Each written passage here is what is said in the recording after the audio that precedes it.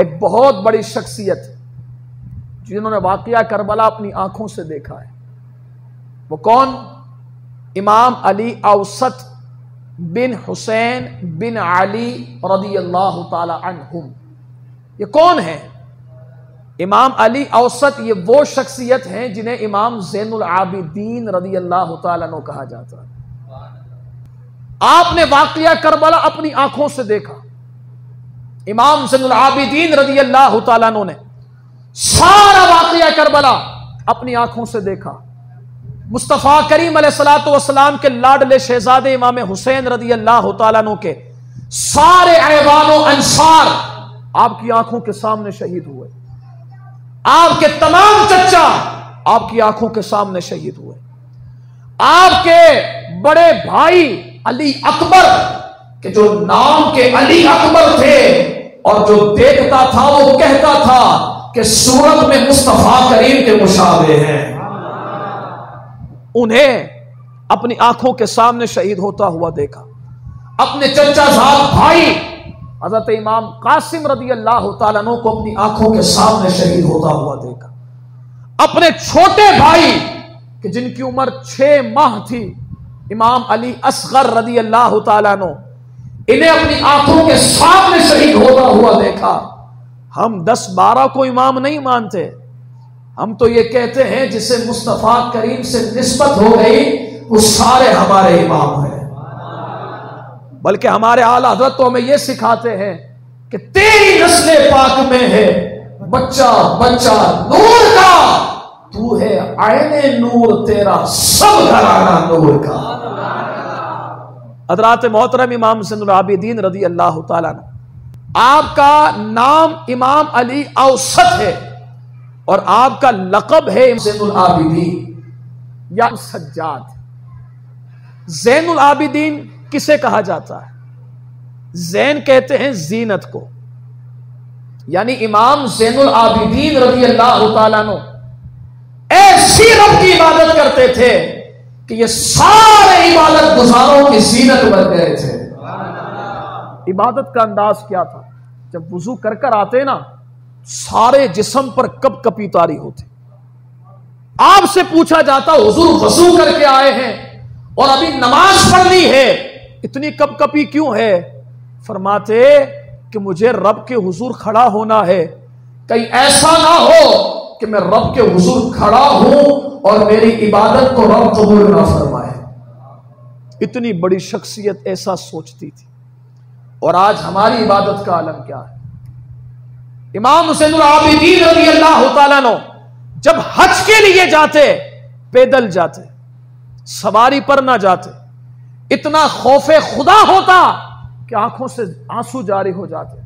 آپ سے کہا جاتا کہ حضور آپ سواری پر سفر کریں، فرماتے کبھی دیکھا ہے کہ غلام اپنے آقا کے دربار میں جائے تو سواری پر جائے؟ اتنا بڑا انداز۔ جب آپ حج کے لیے جاتے تو کئی مرتبہ بے ہوش ہو جاتے، فرماتے کہ مجھے پتا نہیں ہے کہ میں رب کی بارگاہ میں جا رہا ہوں، کہیں ایسا نہ ہو کہ مجھے دھتکار دیا جائے۔ اتنی بڑی شخصیت ایسی عبادت کرتی تھی۔ آج ہم ان کی محبت کا دعویٰ تو کرتے ہیں، لیکن کیا ہماری عبادت کا عالم یہ ہے؟ بلکہ اس کا 10% بھی نہیں، 1% بھی اس عبادت کا ہمیں کچھ حصہ نہیں ملا۔ ہم لینا نہیں چاہتے، ہم بھی تو عبادت کریں نا تاکہ ان کے غلاموں میں شامل ہوں۔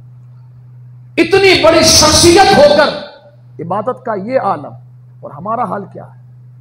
حضرات محترم، کئی دنوں تک آپ اپنے گھر سے نکل جاتے، تنہائی میں جنگل میں جا کر رب کی عبادت کرتے۔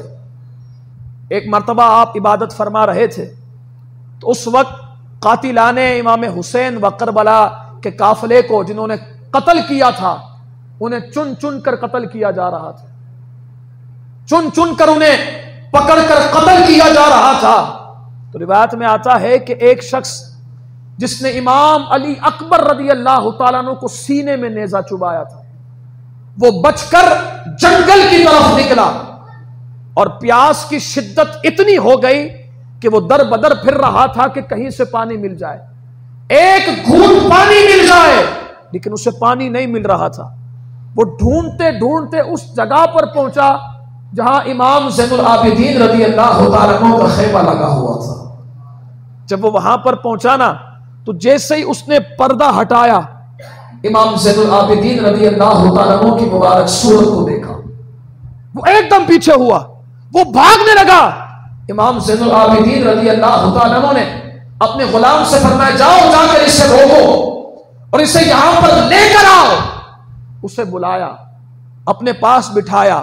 وہ پانی پینا چاہتا تھا, اسے میٹھا پانی بھی پلایا, میٹھا شربت بھی پلایا, اسے کھانا بھی دیا, اس کی جھولیوں کو اشرفیوں سے بھر دیا, دنانیر سے بھر دیا, مال و دولت سے بھر دیا, اچھی خوراک اسے دے دی.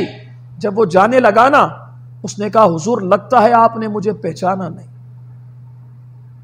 لگتا ہے حضور آپ نے مجھے پہچانا نہیں. اسی وقت امام زین العابدین رضی اللہ تعالیٰ عنہ کو جلال آیا, اور جلال میں آ کر فرماتے ہیں او بدبخت, میں نے تجھے اسی وقت پہچان لیا تھا کہ جب تو نے پردے کو ہٹایا تھا.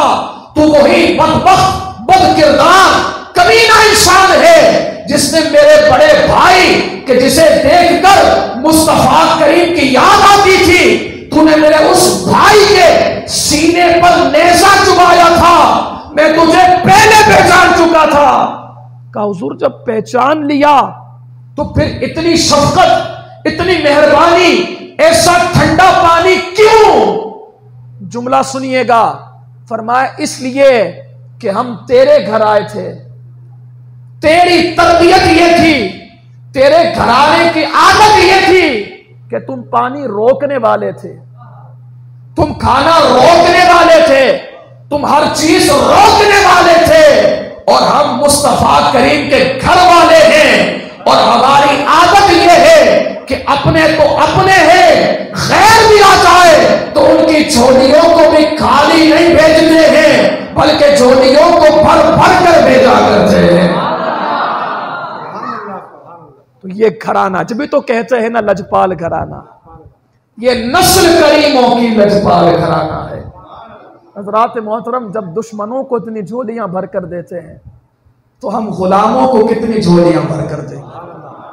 بس غلامی میں مضبوط رہے, غلامی میں مستحکم رہے, اور غلامی میں اپنے زندگی کو گزاریں, کیونکہ یہ وہ غلامی ہے کہ بڑی بڑی سرداری سے اچھی غلامی ہے, کہ یہ دنیا میں بھی ساتھ دینے والی ہے اور آخرت میں بھی ساتھ دینے والی ہے.